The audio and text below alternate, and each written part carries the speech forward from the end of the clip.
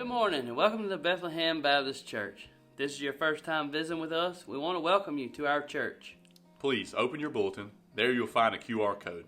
Open your camera app and point at the QR code and it'll take you to our digital connection card. Here you will find a visitor information form that you can fill out so we have a record of your visit, and you will also find some information about our church. Now, let's go over some announcements. Your help is needed to provide candy for donations for our upcoming glow-in-the-dark Easter egg hunt.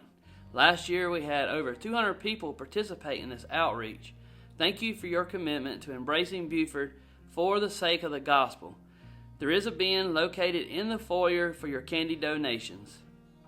There will be a deacons meeting today after the service at 3:30 p.m.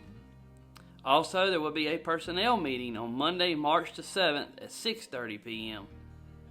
Don't forget to set your clocks forward on Saturday, March 12th, which bring forward. Larry and Jessica Stapleton from Rock Springs Baptist Church in West Virginia will be in our AM worship service next week. So please be in prayer for them as they come and share about what God is doing in Bradshaw, West Virginia. There will be a finance meeting on Monday, March the 14th at 6:30 p.m. in the Family Life Center. And lastly, there will be a greeter ministry meeting on Sunday, March 20th, immediately following the AM worship service. Now, let's go over our sermon preview. This week's message is entitled Desperate for His Spirit. We'll be in 1 Corinthians chapter 2, verse 6 through 16. Desperate times calls for desperate measures, right? How desperate are we as a nation for God's presence in our life? In our nation, there's more murderers, violence, brokenness, and yet there's very little desperation for God's presence. We are in a desperate need for God to move in our nation, but also in our individual lives.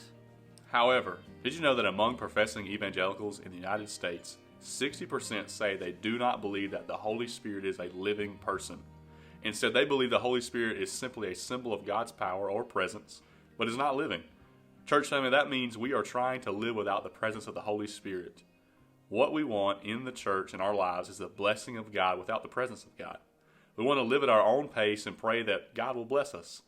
This morning, may we be reminded that apart from Jesus, we are nothing.